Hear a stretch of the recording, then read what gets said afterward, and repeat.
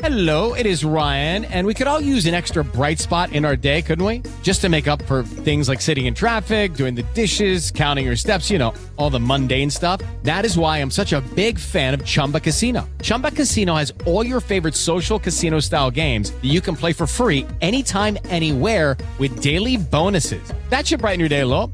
Actually, a lot. So sign up now at ChumbaCasino.com. That's ChumbaCasino.com. No purchase necessary. VGW Group. Void where prohibited by law. See terms and conditions. 18+.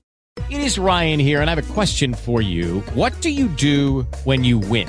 Like, are you a fist pumper, a woohooer, a hand clapper, a high fiver? I kind of like the high five, but if you want to hone in on those winning moves, check out Chumba Casino. At ChumbaCasino.com, choose from hundreds of social casino-style games for your chance to redeem serious cash prizes. There are new game releases weekly, plus free daily bonuses, so don't wait. Start having the most fun ever at ChumbaCasino.com. No purchase necessary. VGW Group. Void where prohibited by law. See terms and conditions. 18+.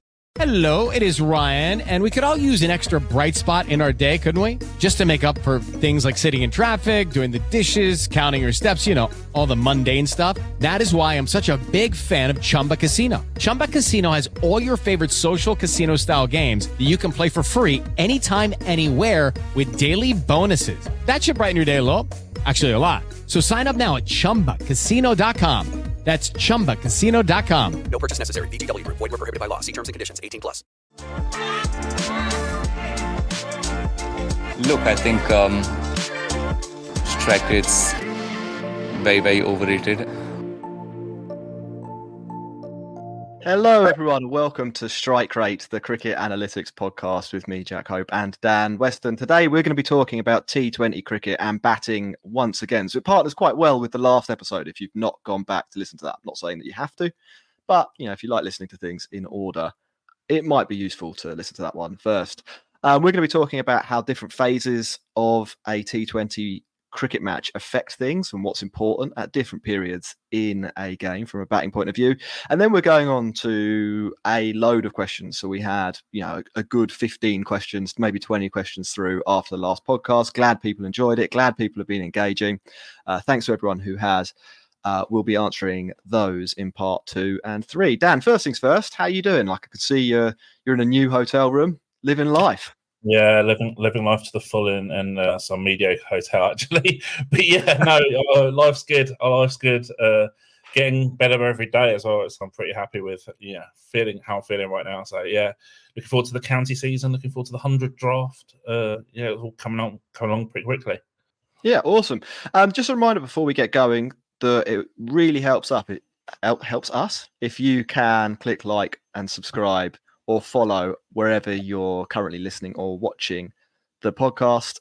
It helps us keep momentum, keeps the algorithm interested in what we're doing, and helps us build an audience. Like it's going in the right direction. Most listened to show the last episode, so that's good. That's what we want.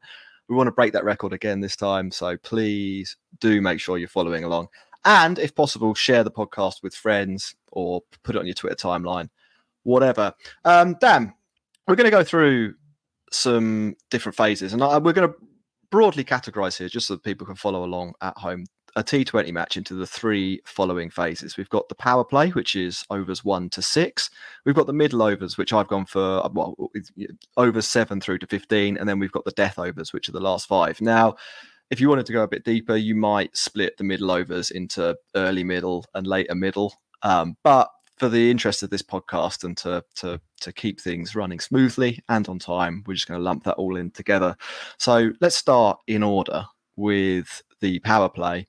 Dan, do you want to talk about the unique aspects of the power play, what's important, and then maybe we'll bring some numbers in once you've set the table?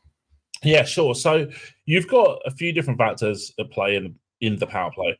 You've got the new ball. So typically those bowlers who are adept with bowling with new ball will take that in the power play, try and move it around, generally trying to hit line and length for the most part. Now, that can be a tricky time to bat in, but the batters have got the advantage of only having 2 men on the boundary out of the fielding team. So you've got a lot of infielders. So if you can pierce the gaps or go over the top, you're going to get rewarded for it with some kind of cheap boundaries. in terms of the scoring dynamics, most batters, and we spoke about this a little bit last week in terms of when we talk about non-boundary strike rate, the non-boundary strike rate is generally lower in the power play, and the boundary percentage makes up for that. And that's just because it's difficult to pierce the gaps when there's so many fielders in the ring. But then the boundary percentage is high because when you do get them, it's pretty much always a boundary. Or if you go over the top, it's pretty much always a boundary as well. It just runs away for 4. So yeah, there's a few factors. Bowling wise, I think it's a really important phase. A lot gets determined in the power play in terms of the subsequent 14 overs. The old adage of 3 down in the power play, as often trotted out from the commentators, kind of true, but kind of not true. 60 for 3 after 6 overs is a lot different to 30 for 3, put it that way, in terms of the expected win percentage from that stage. And I've actually had a look at that. So that's something that I know for sure. So it's quite contextual, but on the whole, yeah, that's a little bit about the power play. Generally speaking, I would say in 6 over, when you have a 6 over power play of 6 balls and over, it's a bit different than 100, a bit different in a big bash where you have four overs in a power play and then you can take a couple somewhere else. Floating power play as well in the T10, so you have 2 overs up top and then you can pick an over later on in out of the other 8. But generally speaking, 6 over power play of 6 balls and over, anything better than 50 for 1 is usually a pretty decent start for the batting team.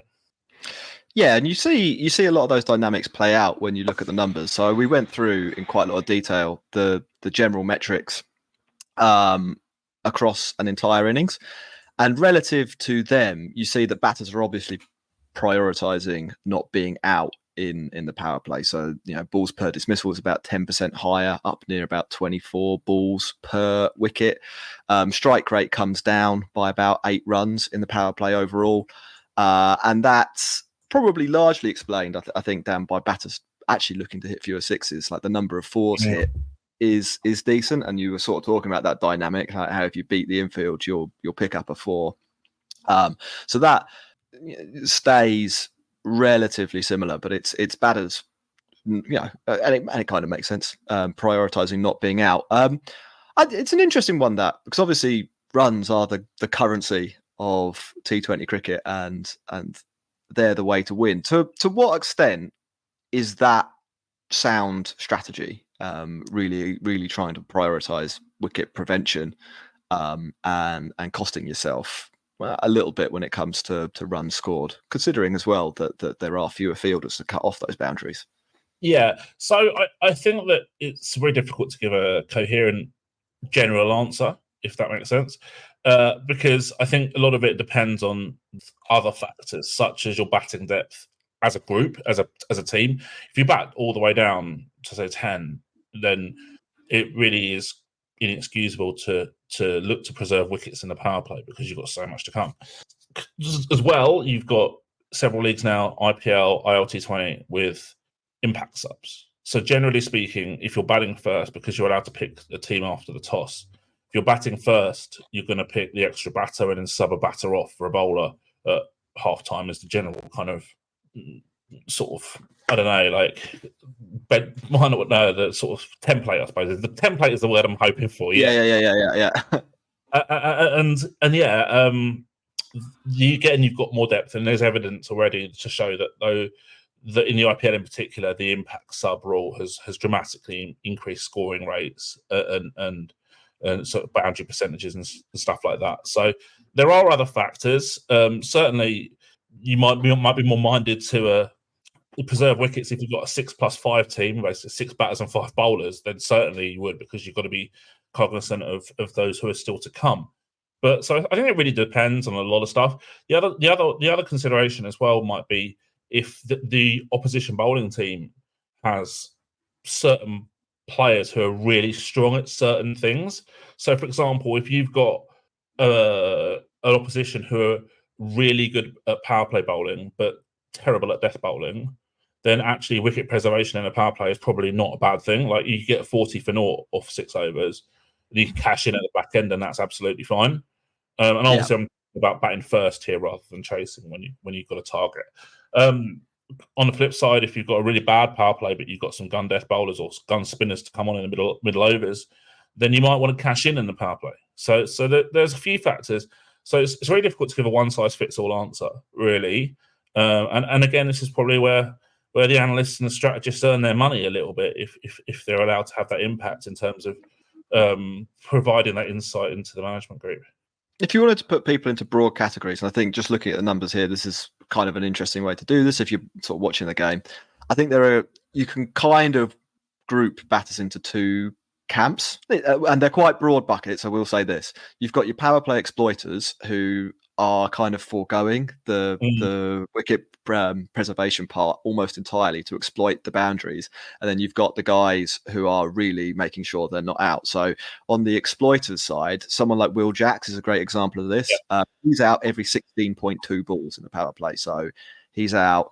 That means he's out 7.5 balls more often than the average, which stands at 23.8, but hits 28% of the balls he faces in the power play for 4 or 6, which is, that's a lot of runs in the end, striking at 167 overall. And then we talked about him on the previous podcast. Right on the other end of the extreme is someone like Mohammad Rizwan, probably, who basically is never out in the power play. Balls per dismissal rate of 72. Now there's probably a little bit of a sample size going on here to some extent. But, he's faced 650 balls, so I think we can assume that he's batting in a particular way here. But from a boundary perspective, hitting quite a lot fewer, and there are examples of more extreme versions than Mohammad Rizwan in that phase as well. Dan, should we move to the middle overs or anything else on power plays that you'd? No, I'll be interested to know how KL Rahul compared to Rizwan. Well, why don't you give us a little overview of the middle overs, because it'll take me a second to get the data stuff. Yeah, sure. I will find KL Rahul. Yep, sure. So if we're going towards the middle overs, looking at it as a 10 over phase from 7 to 16, over 7 to 16, I accept that there's an argument for breaking it down to early middle and late middle. However, generally speaking, sample sizes take a bit of a hit if you're looking at, say, like 2-year data or at the most 3-year data. So I think I lean towards preferring the bigger sample size to the middle, primarily because spinners generally will operate largely in this phase. We're looking at probably, plucking a figure out of the air. I'd be surprised if it didn't deviate much from 70% of overs as spin overs in the middle overs, pretty much generally, I would say. So you've got to have players who are adept at playing spin. You've got to have players who are really quite good at rotating the strike if possible as well. But you don't want to have one who is and one who isn't, because then the one who is gets constrained and chews up balls. So it's all about your teammate as well. Because you're playing spin, obviously there's match-up options for the bowling team in terms of turning a ball away from the right-hander or left-hander, depending on his bowling. So the batters as well, I think, are well served to be aware of their strengths and weaknesses, and also that the same strengths and weaknesses for their teammate who's batting down the other end as well. Sometimes getting off strike with a single to get the better player of spin on strike who's got that good matchup against the bowler is a good thing. Other times getting a single to put your mate on strike can be a bad thing. So it's being aware of your surroundings, what's going on, the game state as well.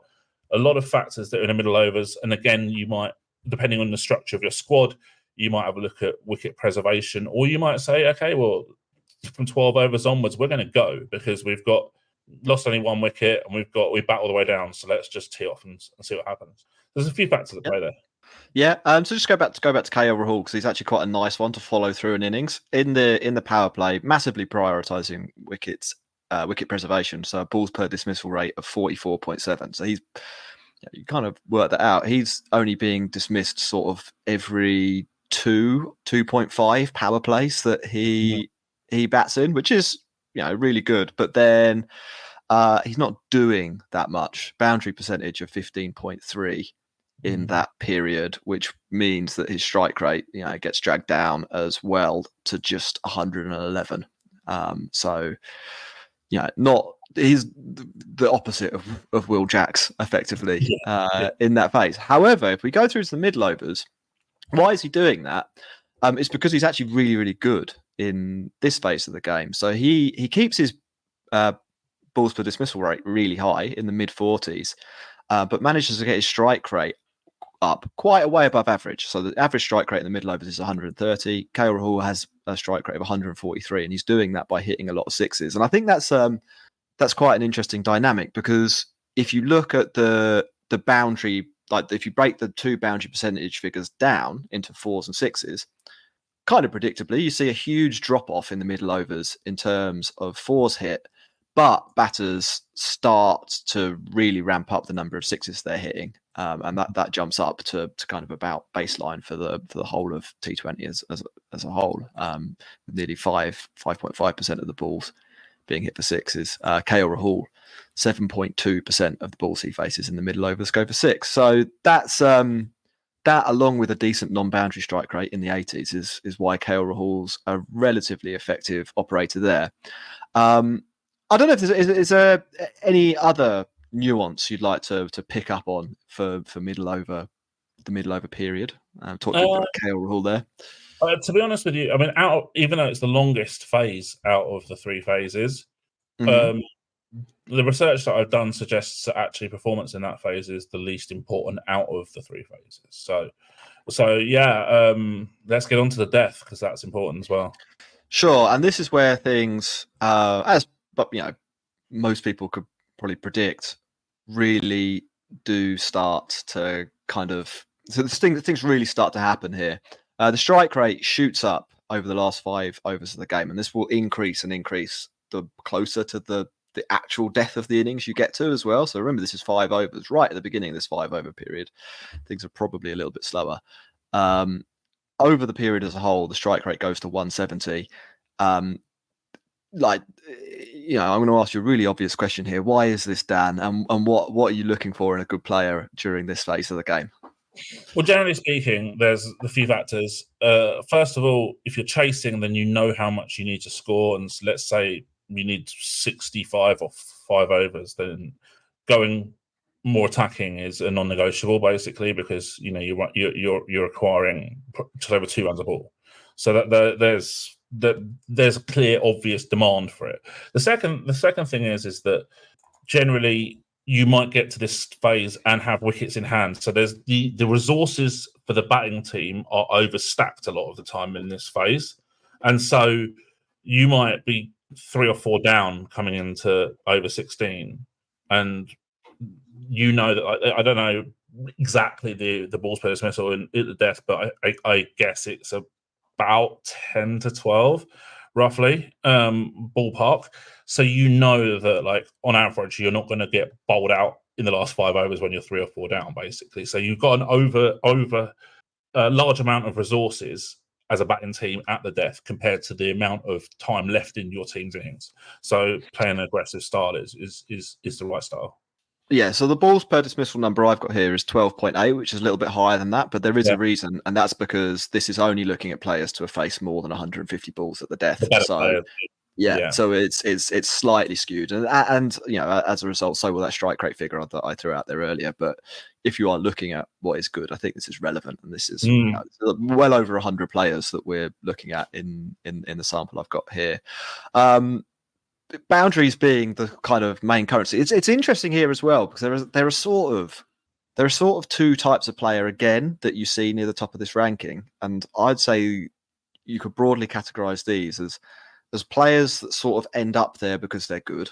Joss Buttler is an example of one of those. Like, he's actually faced quite a large number of balls at the death, and that's because he's batted through more or less the whole innings, and he gets to that point, he's hitting 33% boundaries, and it's kind of carnage. Surya Kumar Yadav, another name, he's right at the top of the boundary percentage list. And then you've got guys who are maybe more of death specialists. So one quite near the top of the boundary percentage list here is Marcus Stoinis, Dan. He's got kind of a curious player. He set himself up, didn't he? It was quite a funny interview. I think it was a little bit tongue-in-cheek, but he said he wanted to make himself the world's best finisher, hitting 29.7% boundaries near the end. Do you want to talk about those 2 types of player and why they're analytically important, and I don't know, maybe Stoinis as well, if you've got anything specific on him. Yeah, sure. So basically, there's the batters who bat through, and I think you could probably throw KL Rahul into that mix, and possibly even a Rizwan or a Babar Azam as well. They've got to be kind of aware that there's a scope for, well, not Butler so much, and maybe not KL Rahul, but definitely Rizwan and probably Babar too, is that there could actually be better players to come in than who can be more effective in those last 4 or 5 overs than those openers who are got a platform. Still there. Yeah. So again, it's all about your team's resources is a critical consideration for any team. I'm not sure that necessarily that always does happen in terms of the considerations, but generally speaking, that would be something to think about. In terms of the specialists, and we talked last week about the 5-ball and 10-ball strike rates. That's really important for these guys who are coming in at the back end and just looking to score runs as quickly as possible. And a 14 off 7 cameo, for example, is extremely valuable in this phase. You have 2 players who do that at the death. That's 28 or 14, which is like you really kind of change the game in your team's position potentially. Who are the best finishers? I mean, if you're looking at pure finishes, it's hard to look past someone like Andre Russell, who's done it consistently year after year after year. Then you've got someone like Tristan Stubbs, who's done pretty well in the SA20 lately. Tim David. You've got even someone like a David Visa, who's generally very, very minded to bat aggressively against pace at the death rather than spin a bit earlier in his innings. And then you've got, moving down the list a bit more, guys like Donovan Ferreira, Sikander Raza, Michael Bracewell, and your man Stoinis, who kind of fits that bill a little bit as well. So, yeah, a few names there for people. Yeah, interesting you mentioned KL Rahul and Rizwan. I guess we can kind of complete a whole story by talking about those two. KL Rahul does have a pretty substantial record at the death, and anyone who's seen him play will kind of know why, because he does really value his wicket. He continues to value his wicket at the death, a 19.1 balls per dismissal rate, but a below average strike rate versus this sort of cohort of good batters. Only marginally below average, but you'd say he'd be an example. And Rizwan's got kind of similar numbers. He is out a little bit more than KL Rahul, but in both their cases, you'd say they're maybe taking risk-averse options until a little bit too late in the innings. So we mentioned Butler, who his strike rate in this sample here, 216 at the death, which is top of the tree. He's getting out every 10 balls though. Like Josh Butler isn't hanging around waiting to see if a better offer comes along. He's trying to take the game by the scruff of the neck, and he accepts that he'll be out, but it probably helps he's batting with Shimron Hetmeyer to come in or someone like that. And sounds like he's coming out with Sarord at the death pretty well. Yeah. So that's a little bit of an insight into different phases in T20 cricket. Dan, I think we'll wrap that up there. Again, any questions, do get in touch with us on Twitter at SA Advantage. We're going to take a little break, and then we will come back to answer questions that we've got from the previous show. And there are a lot of them, so it will be a big discussion through until the end of this pod. Judy was boring. Hello. Then Judy discovered ChumbaCasino.com. It's my little escape. Now Judy's the life of the party. Oh, baby, mama's bringing home the bacon. Whoa, take it easy, Judy. The Chumba life is for everybody. So go to ChumbaCasino.com and play over 100 casino-style games. Join today and play for free for your chance to redeem some serious prizes. ChumbaCasino.com. No purchase necessary. Void where prohibited by law. 18 plus terms and conditions apply. See website for details.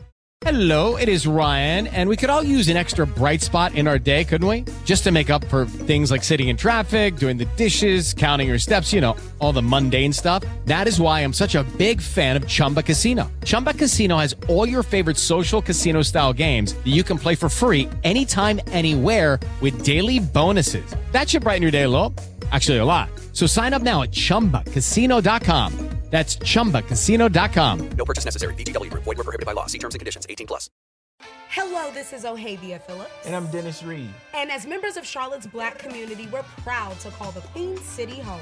And with Charlotte Love Notes, we're sharing our love story and spotlighting the Black-owned businesses that make this city so special. That's right, the restaurants, shops, and more that we love and express the craft and culture of Charlotte's Black community. So head to charlottesgotalot.com to see our love notes and plan your trip. And show your love to the community that inspires us.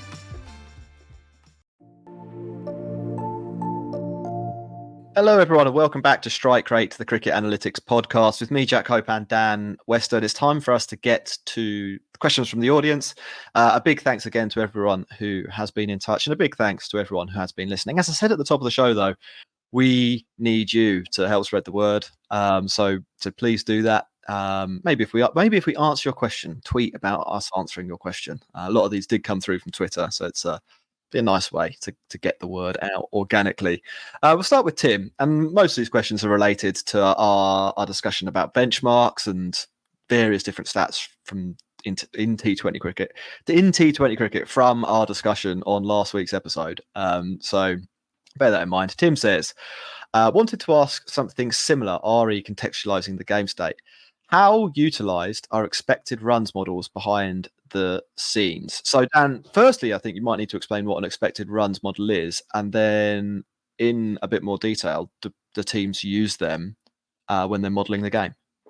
Okay, so there's a few ways you can look at expected runs modelling. You could look at it from like a pre-tournament basis, where I might have an expected run production model for each player in the auction list, for example, like I did in a 22 mega auction. Then you also got stuff like the live expected runs models, where perhaps the modelers are trying to take into account the difficulty of the pitch and the quality of the opposition and stuff like that. And then also the expected runs models in terms of, for want of a better phrase, like the WASP score or something like that, where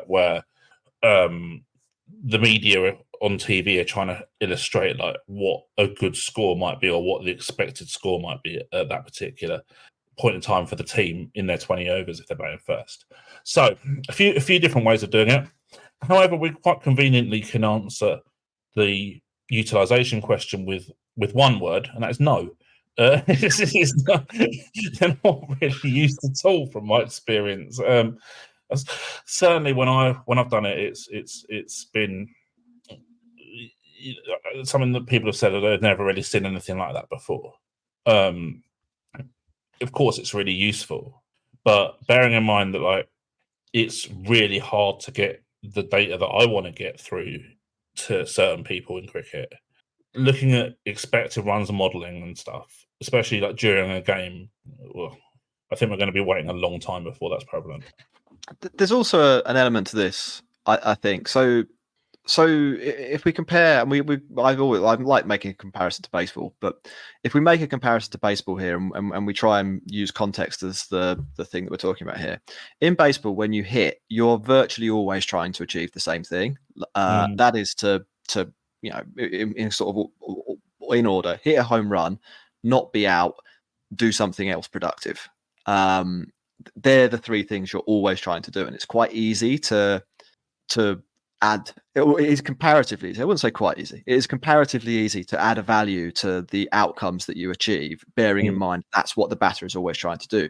We were earlier in this podcast, we were talking about different phases in the game and how balls per dismissal rate goes up and down, and how strike rate goes up and down, and how what you have coming after you in your lineup, or the target that you're trying to achieve, massively impacts whether wicket preservation or trying to score as quickly as possible are the things you should be looking to do, which means that applying a value to something like someone playing a forward defensive shot in the fourth over of a match when they're 27 for 1 isn't necessarily easy, because there is probably a value in not being out, but there's also a negative value in wasting a ball by not trying to score a run, and working out what the positive value of not being out there is you're not dealing with something tangible. Now, you probably could model that, I think, but I don't think it would work as perfectly as in some other sports. I don't know if that's something that you'd agree with, Dan. Yeah, 100%. And also, you've got the kind of either broadly unquantifiable, but at best extremely difficult to quantify impact that on your teammates of you playing that forward defensive. Yeah. So that's another layer into it that's really difficult to quantify and to model. So this is why I think that like the wins above replacement metric for players or runs above replacement metric for players is a really, really difficult one to quantify accurately. People have tried. I'm not necessarily convinced that they're quite where they need to be yet, generally, compared to, say, as you mentioned, baseball. Yeah.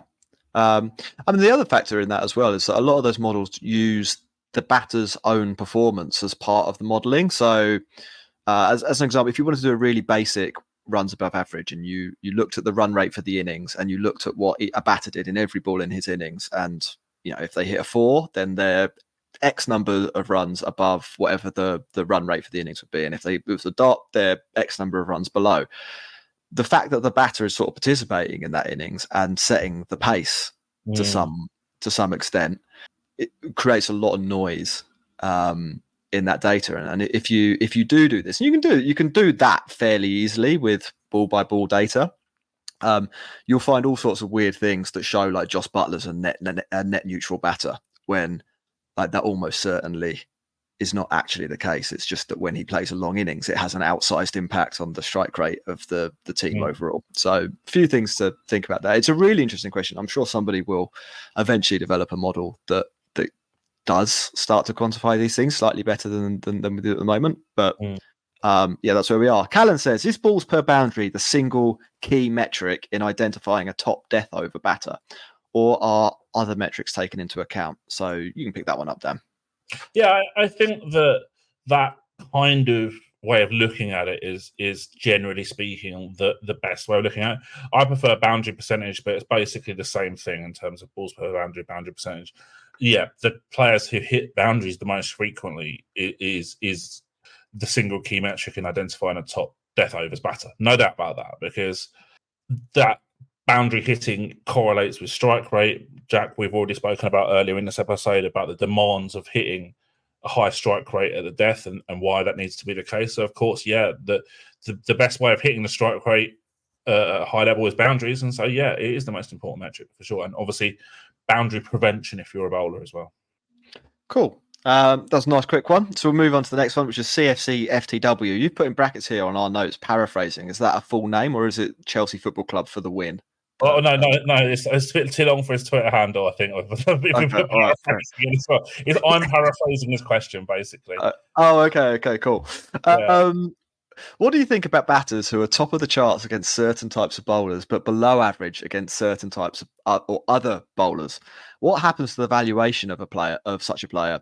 Should they still be paid a high fee, keeping in mind he'll win games single-handedly against pace, or should he be classed as a non-elite player? So we talked about phases earlier. We didn't talk about bowler type and matchups and things like that. There's a whole other debate and question to be had there. Do you want to have an attempt at paraphrasing an answer to that? Yeah, let's do it. Okay, so I think, again, there's no real right or wrong answer to this. I think that it's very, very difficult to say that the player's worthless or that they're elite. I think it all depends with who they're paired with in terms of their teammates around them. So this is a conversation I have with teams quite a lot, actually, where we talk about stuff like matchup breakers. Like if I've got a really good, really kind of captain or coach who buys into the stuff that I can offer, then we'll talk about matchup breakers a lot. So you might say, for example, you might have like a great pace hitter, but is pretty tough to strike well against spin. If finds spin really tough, you might, and say he's a right-hander, you might you try and pair him or surround him with left-handers who are really good players of spin, because then actually, if you're smart as a batting group, then you can make sure that your mate faces more balls in for their good matchup or your bad matchup. But then also it starts to make the bowling team think twice about their options of who they're going to bowl at you. But whereas if you've got, like, say you've got two pace hitters, but poor players are spin batting together and both right-handed, then you're obviously going to bowl leg spin or left arm orthodox to them, because it's just the biggest no-brainer of all time. But because if you can combo players who have different strengths and different weaknesses together, then it's much harder for the opposition teams to exploit you. And so it's very nuanced. If someone is like, for example, a great pace hitter, but struggles against spin, and doesn't necessarily preclude them from being a world-class player. You just got to use them in the right roles and understand their strengths and weaknesses, and most importantly, the player's got to do that as well. And they can. So let's say, for sake of argument, you've got a guy who can strike at 190 at the death against pace, but strikes at 100 against spin if you bat him earlier in his innings. Just make sure his entry point's like over 15, over 16. It's just sensible. He'll still be the best in the world at that particular phase against that particular type of bowling, and therefore he will have a value if you're looking at it from a sort of market value in draft or auction perspective. But yeah, just I always try and say this to teams as well. Let's try and maximize the super strengths of our players and try and negate the ways that the opposition teams can exploit them. You're describing Rahul Tewatia there, aren't you? Basically, yeah. Who was it for 8.5 crore or something at the auction 2022, and he did a big job on Punjab Kings getting knocked out that year. Last team was against Aileen Smith. So yeah, I think that's a good answer. We'll move on to the next one, which is from Subagaya. How to evaluate intent? Is there a way to measure risk per ball? Does positive matchups elevate or reduce risk per ball or intent? Can false shots be a directly correlative metric in this? So there's quite a few questions there. I'm going to let you choose the bits that you want to answer. I've got a little bit of data on this as well, so you pick up some. We'll see what I can say. A lot to unpack with that kind of a few different areas to cover. I think the first thing that Sibagaya mentions is how to evaluate intent. Now, there's different levels of intent. So you might have boundary intent or you might have scoring intent. Generally speaking, there's if you categorize every shot in every T20 game, then there'll be an array of options that are perceived to be attacking shots where there are high risk and high reward. So they've got a really high strike rate, but a really low balls per dismissal. And I'm talking stuff like slog sweep, reverse, ramp, some extent like a pull as well, the pull shot as well. And then you've got the ones where you're essentially got a really high chance of preserving your wickets, but you don't have a chance of scoring boundaries or have a very small chance of scoring boundaries. When you, like, for example, you working the ball around or something like that is generally a very, very low boundary option. I call it a non-boundary shot, basically, in terms of intent. So yeah, there's a few ways of categorizing intent, and they are all correlated in terms of, or generally correlated in terms of, or reverse correlated in terms of balls per dismissal and strike rate. Generally speaking, the more high risk your shot is, the more high reward you'll get if you can execute it. But you're risking getting out much more often. And then false shots definitely has a bearing on that, because you're gonna play more false shots if you're playing a high intent shot where you've probably got less control than if you're just trying to work the ball into a gap for a single, because you're looking to go the aerial route a lot of the time. And look to clear players on the boundary. And the amount of times you watch a T20 game and you see someone just mistime it and it goes straight up in the air, shows you that that's the impact of false shots on that risk reward equation. So yeah, no, it's all kind of related. Jack, I don't know if you've got anything to add for that.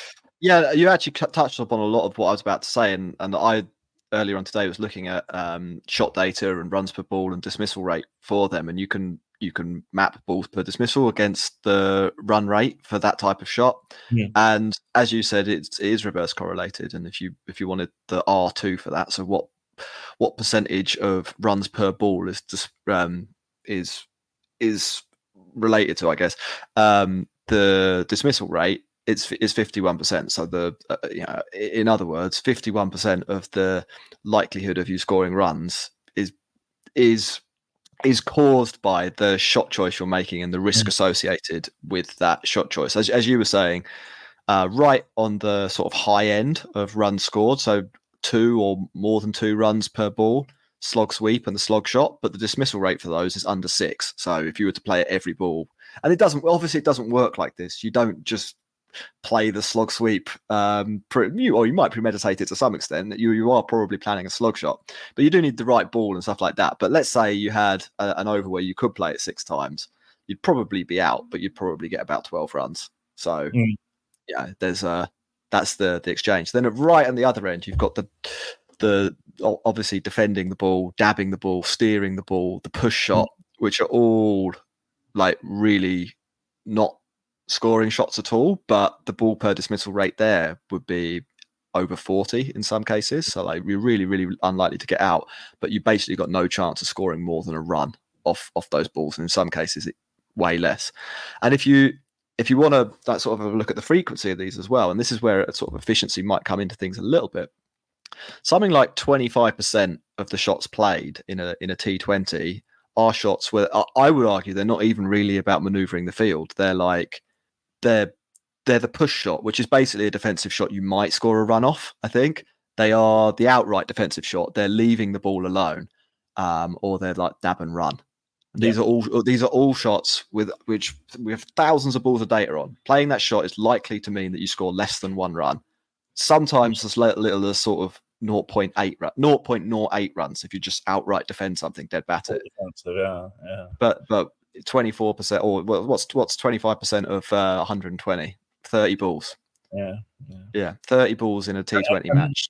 On a broader point, this is something that I speak to players about quite a lot, actually. And the biggest question that I would say that I get asked, or most frequent question I get asked from batters, is how do I improve my strike rate?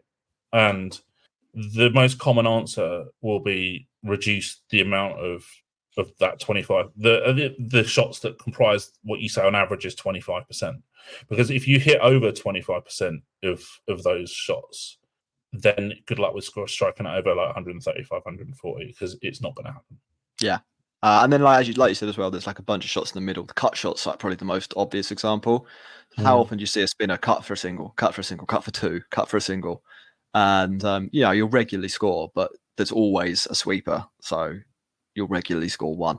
Shriram says, other than average and strike rate, what are the other advanced metrics that should be used more often in T20s? So let's say that relates to like broadcasts and the conversation more generally about T20s rather than going really deep. What would you like to see on a batter's card when he comes out to bat? Okay, so I'm glad that you kind of contextualized that, because I was wondering how that question was going to be contextualized or how we would do that.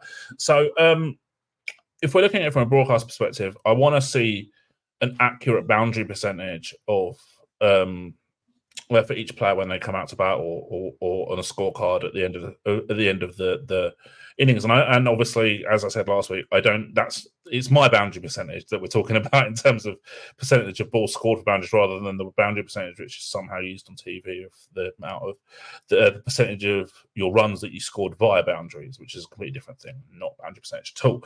I think it would be a lot to ask for broadcasters to put stuff on like non-boundary strike rate, and I'd probably put an intellectual property claim in if I did do it. But dot percentage, I think, would be pretty useful to contextualize as well. And then also stuff like, if we're comparing the two teams, which often they do through like stuff like the worms and on the screen during innings, is boundaries scored at that point of the innings, how many boundaries they might need to score, say, in the last 5-6 overs to get the 50 runs that they need off 5 overs, for example. So it's all very well saying they've got to score 50 runs off 5 overs with 4 wickets in hand or 5 wickets in hand or something like that, and needs to score 10 over. But how do you score 10 and over? And actually, I think if you asked 100 players and 100 commentators to give you that breakdown of how you would score 50 in the last 5 overs, you probably get a lot of different answers. But if you average them out, they'd probably be somewhere close to where you actually need it to be. So talking boundaries, don't talk in terms of strike rate or economy rate or runs per over that you need to get to win, because it doesn't help people understand actually what you need to do to get to that point. And because around 85% of matches are decided in favour of the team who has a higher boundary percentage than their opposition in the match. Perhaps at the end of the match, you might want to do a breakdown of stuff like boundary percent per team, dot percentage per team, stuff like that. A few other key metrics, phase metrics, for example, phase strike rate, stuff like that. I think it'll be really useful in terms of contextualising the match for fans who are watching and want to maybe have an extra layer of understanding of this great format. We're going to have one more question, then we're going to go to a break. We've still got loads more, so don't worry, we haven't got to yours yet. Nathan says, one thing I haven't seen in cricket is a way of converting individual contributions into the actual chance of a side winning. Strike rate, etc., are all well and good, but does cricket have an equivalent to wins above replacement in baseball, where a player's value in terms of wins is calculated? So we were talking about this a little bit earlier, and I think it will bring this conversation to a nice conclusion before we get to some other questions. We don't have that, do we, Dan? But No. what do we have, and how would you answer that question? Yeah, there's a few ways of doing it. So I look at over-under performance of benchmarks in certain game states, for example, for players. So I'm looking just in a really basic way. If you know that the average strike rate of death is 170 and a player's out every 12 balls, kind of broadly the stats that you offered earlier for those kind of regular death hitters, and you've got a guy who's 15 balls per dismissal and 180, then that's good, right? That's it doesn't necessarily mean like that it doesn't convert to like a wins above replacement, but you can, without an abundance of difficulty, at least work out how many runs per ball or fraction of runs per ball that player offers as an advantage compared to the average player. You can go really nuanced, and you can then go down the real rabbit hole of looking at who they've bowled against, who they've batted against, which bowlers they've batted against, and stuff like that. What are the game states of their matches? But I think that you're probably not going to do that without like some form of AI or machine learning tool, probably. Yeah, and again, this is related to the complexity of the two sports as well. Like in baseball, you can effectively calculate that 10 runs is the number of wins. 10 runs is the number of runs you need to score per win, and you can do that by looking at all the baseball games that have been played and the run differentials for teams that win and how they marry up with how many games above 500 they are and how many runs more than net zero they've scored. And because you can assign a value to lots of things in baseball, a home run, 1 run, it's easier to do that in cricket, where even in T20, where you have probably the most concentrated format or concentrated mainstream format, there's still so much variation in what the 14th over of the match might look like from game to game. So you might have like a 60 difference in pass score between like Rawalpindi and Dakar, for example. Well, yeah, that's it. Yeah. So how many runs do you need to score to generate a win?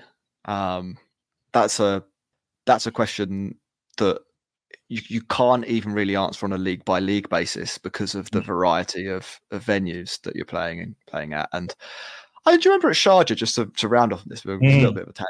Sharjah a few years ago. So Sharjah, if you don't know, I'm assuming most people here will, is the tiny ground in the UAE that is kind of the third pitch that they'd use for the IPL when it was played there during COVID. It was an absolute run fest, apart from on pitch 4 where the ball didn't bounce, and the average score when they played on pitch 4 was like 130 aside. They played literally 3 yards either side of that, 200. But there was one pitch. So then you've got to factor that into your model and try and work out what that's showing you. And then pretty much impossible because you don't get the pitch information in the general public domain, right? Yeah, like I'll know what pitch we're playing on in terms of the team that if I'm working for a team, but that they don't ever really they won't even say that on a broadcast, right? Yeah. So Dan, we're going to take another quick break, and then we're going to come back with a few more questions.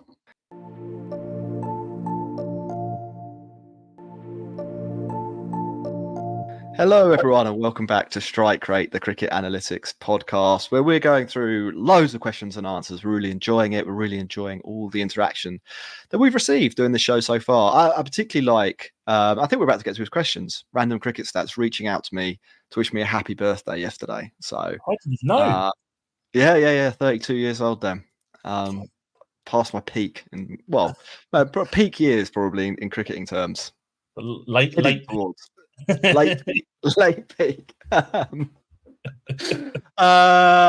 Let's get on to some more questions. Thanks for sending them all in, and do make sure that you're following, subscribing to the podcast. I've mentioned that about 7 times now, but I will keep banging that drum, and we'll answer random cricket stats questions. So he has sent in 5. We're only going to be able to answer 2 of them, so you have to answer ask the other 3 again at some point in the future, but there were 2 that we wanted to get to. One of them is, are there non-statistical aspects that you need to integrate with statistical analysis in order to make decisions? So I'm guessing the answer to that is yes, Dan, but I'd be interested to hear how that works in practice. Yeah, for sure. The answer is yes, because we're dealing with human beings and not robots. So you can look at this in terms of an in-play and match perspective, or you can look at it in terms of like roster construction and stuff as well. So a lot of the time, like, and maybe I did this to a certain degree before I worked in an auction, you might get fans who say, oh, what did they retain him for? They could have released him and bought him back cheaper at auction. But for unless you're saving like a ton of money, like, it's probably not really worth it, because you're just messing with the players' emotions, and you're giving them mixed messages about how much you actually really want them in your group. So actually, that's a non-statistical aspect that you've got to take into account, even when you're making a data-driven decision. Now, some players are obviously going to be more impacted by that kind of decision-making than others as well, which is another layer to that. Then you've got stuff like team culture as well. So you've got to, in my experience, I've dealt with a lot of personalities, and there's if you're not great in terms of around the group, you've got to be an unbelievable player to get away with that. That's my perception of it. Largely speaking, I would rather have a team of players who are all pulling in the same direction and want the same thing and are all motivated to a high level. So what I do quite a lot now is I try and do a lot more research into players' character than I used to do, and luckily now I'm at a stage where my contact book's pretty good, and I can usually send 1 or 2 messages to someone or around the world somewhere and get a decent steer on what that player's like. So that's pretty handy. So there are a few non-statistical aspects for sure. You could look at it in game as well. Like, okay, so you might have a player who's, I don't really like this type of player, but like, let's say you've got they call it a safety valve at like number 6 or something like that. And then actually you might have to drop them down the order if you've got lots of wickets in hand at the death, because you've got better hitters to come in. How does that impact on the safety valve player? Do they feel devalued? How do you communicate that to them? And the communication of everything, really, I think is the key word. You've got to be a good communicator to deal with these kind of human aspects of things. There've got to be some other things as well. So I've got a tangible example for this one. Do you remember David Miller? If we were evaluating David Miller 3 years ago, I think most people would say he has been found out a little bit against spin. But what is, and I think that was the general view. What had been happening in the background, though, was that David Miller had been working very hard on his game against spin. And if you were able to find that out, I mean, this is kind of a statistical analysis that you're doing here. You're looking at where his weaknesses would be and applying like what you now know about the player to extrapolate what will happen in the future. But it isn't looking at raw numbers. So if you're in a situation where maybe you have some knowledge that other teams don't have, I guess you can use that too, and that might not be outright considered statistical analysis, but perhaps it would, actually, thinking back through that example. We had another one from... Yeah, go on. No, go on. What are your thoughts? It's really interesting, actually, because I think that's a really valid question. And I actually know other players in cricket who are in a similar position, actually, quite right now, in terms of probably a little bit underrated against spin due to the work that they've put in, but hasn't necessarily manifested itself in their data in a big way yet. What I would say at least is something like, okay, well, he's probably not just got good against spin immediately before the time that you're playing them. So there's going to be at least some tangible level of improvement, at least over the last 5-10 games or something like that. So if I'm in a situation where someone said to me, "Oh, look, like, he's really improved his game against spin. He's been working with XYZ coach or whatever it might be to address that deficiency," then I could just look at like a smaller sample of data and see if that's actually true and how that player has done that. What are their different shot options? Are they looking to access different field positions? Are they looking to implement a reverse sweep when they've never really played one before the last few months or something like that? So that all of these things actually you can look at. So for players are quite polarized. So it sounds quite low, but generally speaking, if you play over 2% of your shots are reverse sweeps, that's quite prolific to be a reverse sweeper. Now, let's say, and actually there's a lot of players who are like either close to or are 0. Like, that they don't have that in their locker. And if they start doing it, then you can be pretty sure that they've worked on that in over a winter or something like that if they're in English county cricket. Yeah. One more from Random Cricket Stats. What is the trade-off you're willing to take between high variance approach and results and consistency? So high variance versus results and consistency. What's the answer? A few angles to look at here. I think personally speaking, if you're the underdog in a game, or you're going to be the underdog in advance to say a tournament, like let's say you're an associate nation and you're playing in the World Cup, and let's just plucking a really random scenario out of the air and say that actually you're hosting it as well, which is pretty unlikely, but let's just go with it, okay? You're probably better off, especially if you've got a team with some half-decent hitters, you're probably better off just bringing the boundaries in and making the game as really high variance as possible, because against the better team in normal conditions, you're probably going to get found out. Now, I can say also that you could then look at that in terms of selection as well. Like, let's say for sake of argument, because they're a really good example of it at the moment, you got someone like a team like Scotland, right? Now they are, I think, in my opinion, is that they're a team who lack boundary hitters as a player pool. Now there are players who could probably improve them who aren't playing. So in a T20 game, Scotland are usually going to be underdogs against most teams that they play against in a major tournament, right? Certainly against any full member nation, they're going to be underdogs to win a match, and often huge underdogs to win. Now you're better off if I'm thinking about it from a Scottish perspective, you're better off picking a guy like Ollie Hares, who is going to be all or nothing. Like literally, he's either going to get a load of runs really quick or he's going to get out quick. But that's fine, because they're the type of players you need to have in your team when you're underdog. You're not going to beat a team when you've got guys who score 30 off 30 balls. If you're an underdog, you might win a game if 20% of the time that player comes on and scores 50 off 20 balls, and the other four times out of 5 they get out within 5 balls. You might do. Look at Kevin O'Brien, that innings that he played against England back in the day for Ireland. That's a sort of high variance approach that causes major shocks. And I think that there's a lot in cricket. I think generally there's a lot what people are starting to call like a blame aversion a little bit in terms of they'd rather lose by not a lot than win.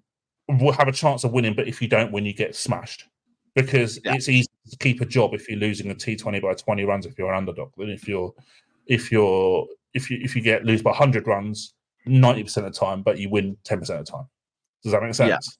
Yeah. So Absolutely. yeah, that's a sort of trade-off that I'm talking about, and also on a sort of a franchise league perspective, it's really important that. I mean, you shouldn't be underdog in a franchise league in any match, notably, because obviously pretty much every franchise league has got a level budget. So if you're consistently an underdog in a franchise league, you're doing things really badly to start with. So you're not even going to be thinking about variance most of the time, I would have thought. Okay, so let's say let's say you're a team and you decide that you're not underdog a lot. Like you've got a good team and you decide that your identity is going to be we're gonna play aggressive brand of cricket and we're going to look to out hit the other team in boundaries, right? You in advance of that first game of the comp, you have got to rationalize in your head that sometimes it can go wrong. You've got to you got to get that clear, and you've got to work out a coping mechanism for when it does go wrong. Because the worst thing you can do is panic and overreact and change the way you play.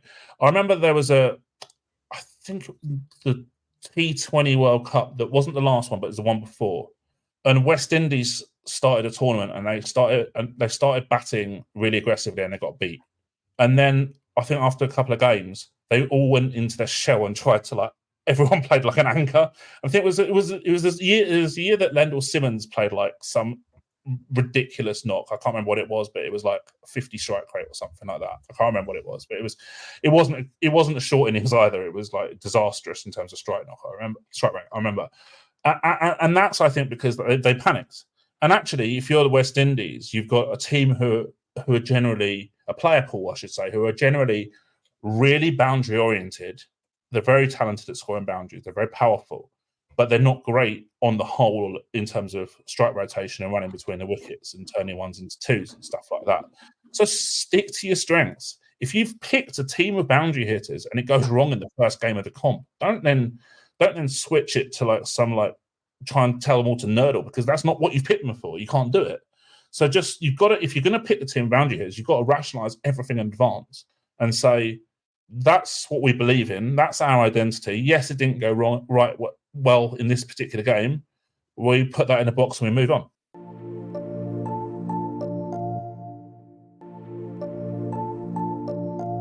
Alex asks, have there been any cricket equivalents of expected goals developed in cricket? XG obviously being something from football where a player shoots from.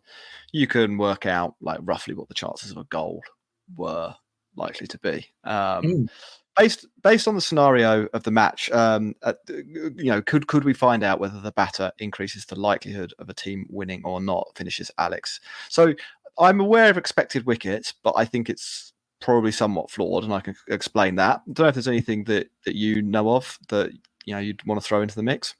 Well, I'll let you take care of the expected wicket side of things, and I'll look at it from a batting perspective. Cool. I think probably the key consideration again goes back to false shots. So a false shot will generate a wicket X percentage of the time, depending on the type of false shot that it is. And so the most notable recent example of a player really outperforming their false shot percentage was Ollie Pope scoring 196 in the first test against India.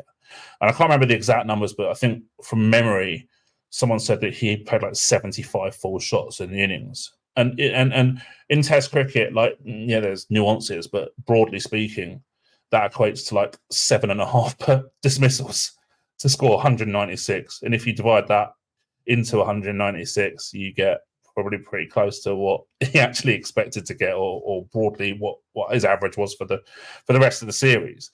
So I would imagine that in that situation, Ollie Pope overperformed his expected average by a significant amount. But because of that, there's mean reversion that is likely to take place, because a player can't consistently play 75 false shots in a test innings and get away with it. And obviously that has happened subsequently in the later tests of the series. Yeah, and so on the other side, there is something called expected wickets, and this uses ball tracking and the history of balls that have been delivered in that area, in that format, and at that time, to give you an indication of what the chances are of that particular ball taking a wicket, which is kind of insightful, except that the model can't take into account what has happened prior to that ball, which means that a lot of deliveries sort of congregate towards the average for whatever that format is, and probably undervalues some of the more skillful bowlers who are able to, for example, set up a batter with two away swingers than an in-swinger. Like if you did, the data's not super available. Sometimes you'll see CricViz tweet this out, so it's a CricViz metric. If you look at the averages for the player, the best averages, I think Boomer is off the charts, which makes sense. His expected average is 23, but it's still not his real average. There's still a margin there. And then there's the elite players in the world. So I think like Vernon Philander's on there. Pat Cummins is another one. And I think Stark are around 26, which isn't what they average. And actually, in the case of Cummins, I'd say that's out by quite a long way, 20%. So there's definitely, it's definitely useful to an extent in that it tells us like who's kind of good. But the additional factor that it can't tell us, which is like what is the bowler doing in the lead up to the, or the other additional factor that it isn't factoring in, like what's the bowler doing in the lead up to that moment, probably means it's got a little bit of a limitation as it stands at the moment. Dan, we've got 4 more questions, and two of these are related. Go on. Add on from that answer as well. I thought it'd be nice to give a couple of real life examples of me using this kind of data to help players. And obviously, I'm not going to say the players' names, but one's a batter and one's a bowler. And the batter had a really bad season one year, yet I was able to demonstrate to him. And when I say really bad season, I'm talking about in like average terms, right? In 4-day cricket. And I was able to demonstrate to him that actually his full shot percentage that year was broadly in line with his full shot percentage in the 2 or 3 years previous where they had really good seasons. And so we got to a point where it actually helped the player to understand that actually he didn't need to make like huge knee-jerk changes to his technique and just needed to just realize that actually sometimes variance is pretty brutal in cricket. And then the bowler, I built like a really basic expected wickets model based on full shot percentages, and it showed this bowler was a lot better than his basic output had determined. And at that point in time, I felt, and I spoke to the coaches about it, that particular player needed, a little bit of a pep up maybe. So I went and showed him this, and actually it really boosted him.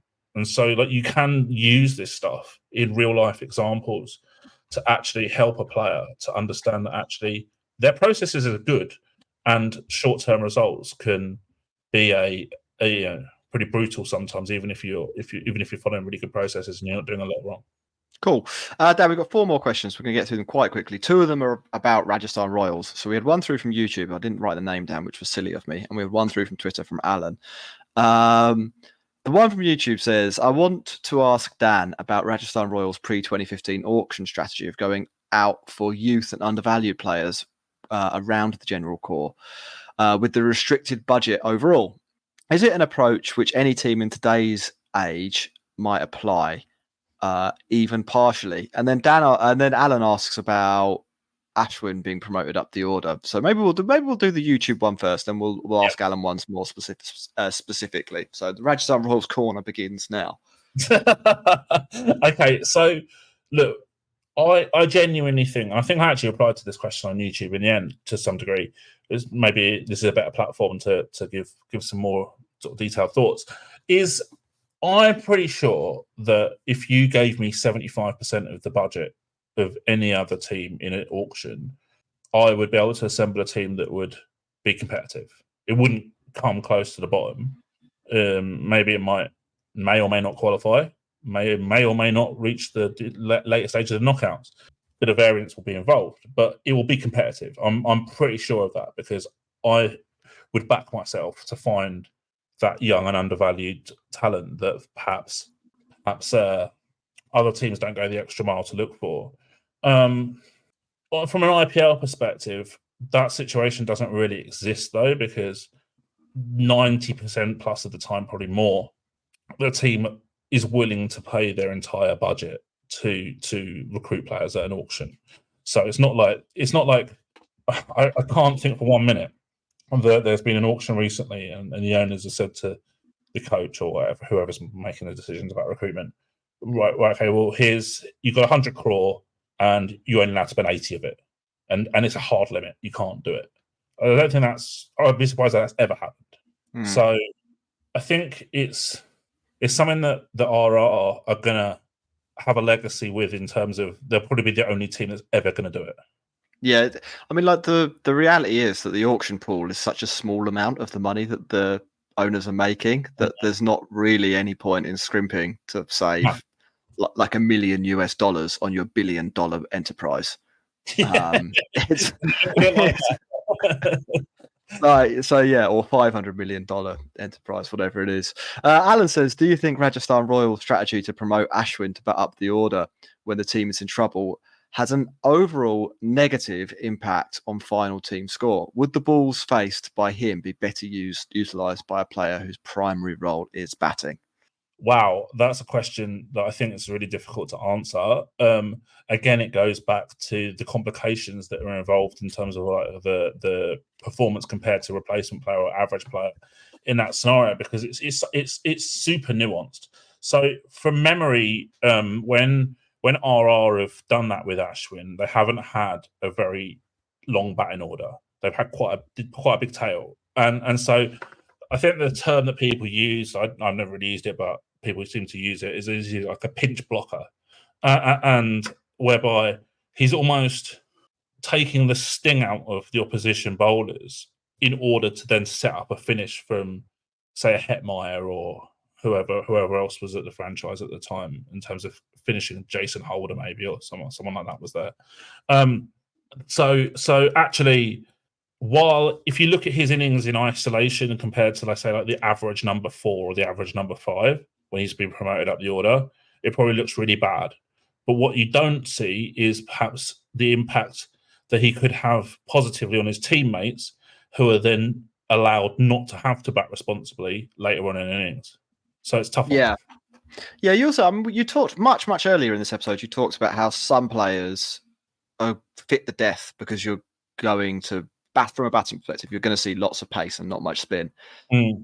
I wonder whether someone like, I'm not sure about this, but maybe Jason Holder fits that profile. So if he was your finisher, you would maybe not want him in the 13th over, where he's definitely going to face a lot of spin and maybe be out. You want him to come in the 16th over. So even if you send in a batter who gets 8 off 10 balls, it means that Jason Holder still can bat when it's optimal, and still might strike at 190 and still might win you the match. So you've got like a next question. Maybe from 10 balls, you give up 4 or 5 from having Ashwin batting, but then you might gain 8 if you can use Jason Holder at his best entry point, just to use those examples. Yeah. Player of the match asks, in the NBA, there is a metric, garbage time, where the game is in the 4th quarter and as a result, it's beyond doubt. Are there any scenarios that you use this for in a run chase, or are there opportunities for such a metric? Or does the fact that net run rate exists mean that there shouldn't be any garbage time? Yeah, I know what player of the match means here.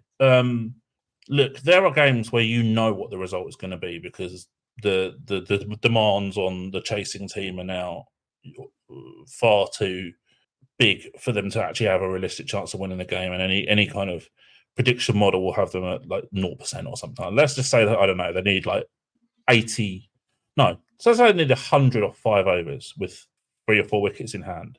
Like, that's a good scenario, because you know they're not going to chase that. I mean, like, you're going to have 2 guys who play the innings of their life both at the same time for that to even have a small chance of happening. But then you might say, okay, well, in that position, we don't want to lose by 80 with a net run rate. We want to lose by 20. And actually, I've obviously earlier on in this pod kind of said that actually you shouldn't do that.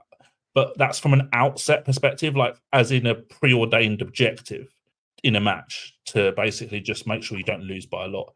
I'm talking about when you're in a crisis point, how do you approach it when you know you're going to lose, but you can restrict the damage to some degree? And actually probably losing by 20, 25, as opposed to losing by 80 is going to have a massive factor on a net run rate, particularly in a smaller competition where I talk about, when I say smaller, I mean in terms of calendar, like we might play 8 or 10 games rather than say the 14 that you might play in the IPL or 16 or whatever it's going to extend to. Because there's a high chance that your finishing position could be determined by net run rate, and losing by 80 runs is a disaster for that. Cool. Last question then. This comes from Alex on the Cricket Podcast Discourse, or the other podcast I do. He asks a question for you, Dan. Would you ever advise deliberately dropping a catch off a player who is batting extremely slowly? I don't know if you're actually even legally allowed to answer this one, Dan. I don't know if this contravenes like a betting thing or something like that. But from a tactical perspective, if you are able to answer it, what are your thoughts on intentionally dropping a player? Yeah, I think I can answer this okay. I've never advocated such an approach, but I think the way that Alex has worded his question is minded from a statistical basis, in terms of, okay, well, this guy's going to chew, or he's really out of his depth. Let's say you're in a comp where you've got to play like 2 locals, like a UAE comp or something like that, and you've got like some random local guy, and then you've got like Andre Russell, Rovman Powell, and Tim David to come in afterwards. Then statistically, you can understand why that would be a really good strategy to drop a catch in that position. But yeah, I mean, like it opens up a whole can of worms. I think if I'm going to be politically correct about it, I probably would say there's been times when I might have said that a player is not a premium wicket or something like that, and that maybe we don't want to expend our premium bowling resources on that player because we've got a better time to use them. That's how I might phrase it. And I think that's probably the fairest approach from an analyst perspective. No, I think that makes sense. And you can see teams naturally kind of know that. Like, teams don't bowl just Jasprit Bumrah out in the 8th over. Like they know that later on Jasprit Bumrah will be useful, and there'll be players well capable of hitting sixes, and he'll be able to stop them. But yeah, cool. Dan, I think that's it for this episode of the Cricket. I need to call it the Cricket Podcast. Strike Rate, the Cricket Analytics Podcast. Make sure you're hitting like and subscribe and following us on social media. Dan is at SA Advantage, and I am at Jack Hope 0. We will be back again next Tuesday. We've got a few things coming up for the IPL, haven't we? I think we should do a bowlers episode. We should do an episode on bowling metrics. So if you've got any questions on that, do let us know. And we wanted to do like greatest IPL player ever, or best player in the IPL, or best Indian player, something like that, to coincide with the start of that tournament. So if you've got any questions related to the IPL or India specifically, it would be great if you get in touch with those as well. Thanks very much, everyone. Catch you soon. Sports Social Podcast Network.